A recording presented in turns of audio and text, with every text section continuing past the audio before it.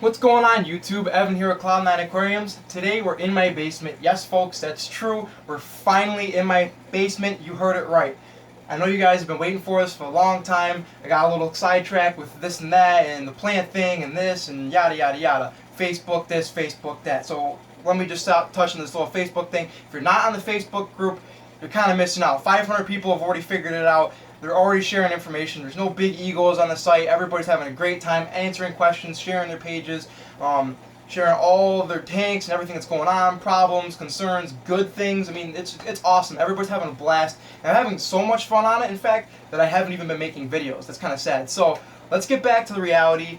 YouTube, this is where we're at. This is where Cloud9 started. So let's get back to the scheme of things. I really want to show you guys my basement, just give you a little tour in this video, because I'm actually kind of give you a hint. Well, actually not a hint. I'm going to straight up tell you, these are the next series that I'm going to be doing, okay? So it's really cool. I'm not going to just, do one video this series, one video that series. I'm going to hit one series, all videos. And then I'm going to do the next series, all the videos, okay? So don't worry about it. I'm not going to be jumping around different series. The only thing I'm going to be jumping around in is between the series in the basement and a different type of tank that I got going on upstairs, which you will be seeing tomorrow. Okay, so without further ado, let's show you guys what the basement looks like. It's nothing huge, but I promise you there's some cool stuff down here you guys can learn from, and you can incorporate into your own fish tank rooms, and lots of breeding programs, which is what I'm doing down here, okay? So, let's check it out.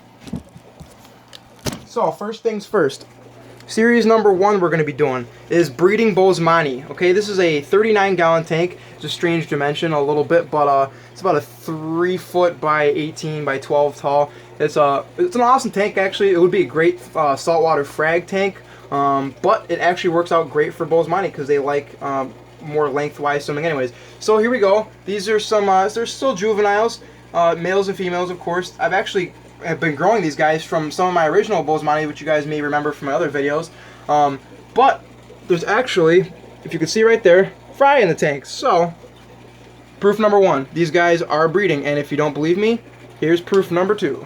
Oh look, bunch of Bosemani babies in a 10-gallon with some Java moss hanging out. And I assure you that algae is in there for a reason. I didn't just get lazy. I've actually got a ton of bristlenose in here.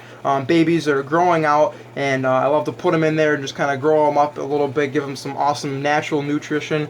There's also some pond snails growing up in here because, of course, as you can tell in here, I've also got a lot of assassin snails, which happen to love eating pond snails. And you can see there's a couple SAEs in here just hanging out, and I believe there's some bristlenose in here too. You'll notice there's bristlenose everywhere because, well, you'll find out soon.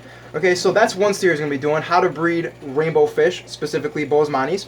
And down here in tank number 2, I guess we'll call it, or 3 or whatever, we've got red cobra guppies. Awesome hardy fish, great coloration on both the males and the females, which is pretty rare in this style of fish, shall we call it. But I really love them, probably one of my favorite types of guppies. So bright, really interesting to watch. And this is a breeder tank, so, okay, you guessed it. We're going to be talking about how to breed guppies, and I guess I need to prove you again, so here we go. Here's your proof. There's a couple fry in there, just 1 or 2. And this tank eventually, because this will not be a grow out tank for very long, this tank is actually going to turn into a betta breeding tank, as you can see right here. We have Mr. Male hanging out, having a good time, having a blast, hanging out with all of his nuisance little buddies, hoping I would feed him and get rid of them.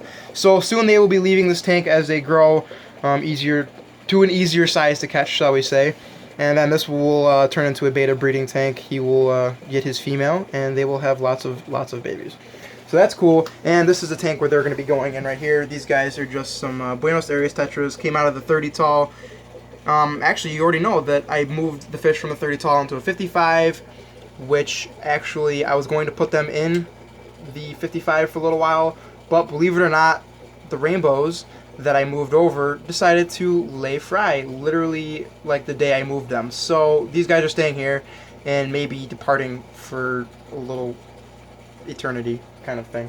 I'm also going to be making a video on these guys and why I don't particularly like them. No offense, guys. So there you go. There's a couple series. Let's go to another series I'm going to be doing soon. Bada bing, bada boom. Angelfish and lots of little plecos, of course. Angelfish. We're going to be talking about angelfish, why I love them, why you need them if you don't have them, and how to raise juveniles, which these guys right here are, of course. These are a mix between double dark and wild. They are going to be absolutely awesome. And of course, if you don't remember this bad girl, I say bad boy, but you're a girl, so we'll call her bad girl. If you don't remember her, look back in some of my previous videos. This is probably my oldest fish currently. So she's hanging out. She keeps deciding, well, I guess I might as well just say it. She killed the last one I was breeding with, the black angelfish that I used to have. And I used to have actually one that kind of looked like this one. That was about, they were actually a breeding pair. They laid a couple of batches for me. And then she died. So then he actually paired up with her. And she killed him after they laid the first batch, and then she ate the batch, so she's kind of dead to me. Awesome fish, beautiful fish, but dead to me in the sense of ever breeding again. So there you go. Here's going to be, well, it's a grow out tank currently, but as you can tell, it was a breeding tank before she killed her mate. And we're also going to be talking about breeding angelfish. So as you can tell down here, we've got 2 platinum angels, which are a pair, and will hopefully be laying eggs shortly. And over here we've got, well, let's see if I can get a better shot of this. I should have moved this beforehand. We've got a pair of Philippine blues, which of course are a mating pair and are having a blast in here too, and hopefully shall be laying eggs rather shortly also. In fact, oh no, I thought that was eggs for a second. Okay, so there we go. 2 breeding pairs. If you're counting the tanks, we're probably up to like 8. So here comes 9. We got a 20 long here. I apologize, it's a little cloudy because there's rather a large amount of fish in there. I've been trying to move them around. This is going to be another series I'm going to be touching on. This is how to breed bristlenose plecos. So let's see if I can get you a shot of the male. Daddy, and you can sort of see the bristles. Okay, well, either way, Daddy's in that cave over here, and here's Mommy hanging out on the sponge filter. And here's millions and millions of babies. They've actually got 3 batches in here currently growing. So batch 1 is about that size, just under a little over an inch right now. Batch number 2 is that size, and right in the back wall, actually behind it, you can see batch number 3. So in the batch number 3, they probably laid a week and a half ago, something like that. So about every 3 weeks they've been laying eggs, which is absolutely absurd, which makes it rather hard to clean the tank because I'm worried they're going to eat the eggs, but unfortunately I got to do what you got to do. So I've been moving them around, and most of my tanks now have about 10 bristlenose in them, which is fantastic because they're doing an awesome job of cleaning. See, there's some guys hanging out up here. Proof. They're all hanging out, having a great time. Actually got albino and normal out of the batch, if you can't tell. So that's pretty cool. And again, we'll be talking about how to breed bristlenose and why, if you don't have bristlenose, you definitely need to get bristlenose plecos because they are by far one of my favorite species of plecos, cleaning fish, whatever you want to call them. They're fantastic, especially if you have planted aquariums, guys. These are the best. They're small, they don't get huge. I mean, you can see this is a full-size adult. You can look past the watermark right there. You know, she's a full size, only about 5-6 inches, so nothing crazy. They're gorgeous fish. You know, the males are real cool with their bristles on their nose, hence the name. And they're awesome. So we'll talk about breeding them. They're pretty easy to sex, pretty easy to breed, and we'll talk about that. And last but not least, let's see if I can turn this light off so you can see my bad boy. Right back in there, you can kind of see a shimmer or something, and you may be like, what is that? That does not look like something I would put in a planted tank. Well, you're probably pretty correct on that one. That is roughly a 9 to 10 inch clown knifefish, and there are actually 2 in there. They're hiding out right now because it's not quite feeding time, so they like to hang out in their den. But this tank right here, this is actually, believe it or not, if you go back to some of my previous earliest videos ever, this is the 40 long. This is it, folks. It went from that awesome planted tank, and now it is officially a terrifying tank, I guess, if you're not into big fish. But this is another series. It's raising monster fish. Okay, so I know there's a lot of guys out there that, you know, have been into planted tanks and have been curious about getting into something different, and they want bigger fish. So hey, let's talk about how to raise some big fish. Clown knives, if you don't know, within a year. Well, let's see, I've had them for 4 months. I got them at about 4 inches, and now they are roughly 10. So Yeah, if you do the math, that's terrifying. In about a year, they're probably going to be 18 inches or so.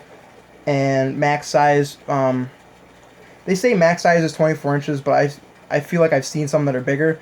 But either way, they're big fish. Okay, it definitely counts as a monster fish. Definitely not your planet aquarium type of fish. They're gonna kick it up and eat everybody in sight. Not really a community fish. But nevertheless, a very awesome fish. I'll try to get. Obviously, I want to making the video on them. I'll do it during feeding time so that you can see them better. But yeah, this is my very small fish room. Of course, there's 10 tanks in here, crammed packed. Of course, I'll also make another video based on how I'm really running this room. Not only the proper way to build rack systems like this, but also how to operate this at the most efficient cost. Because if you've been kind of noticing in my tanks, I don't run any heaters in my tanks. In fact, none of these tanks have heaters in it. And you're thinking, Evan, how do you do that? And why do you do that? So we'll talk about how I do it and why I do it, because if I talk about it in this video, then A, this video would be 10 minutes longer, and B, I wouldn't be able to make another video and really be able to rant about it like I should. So that's my basement. Hope you guys are excited about these upcoming series.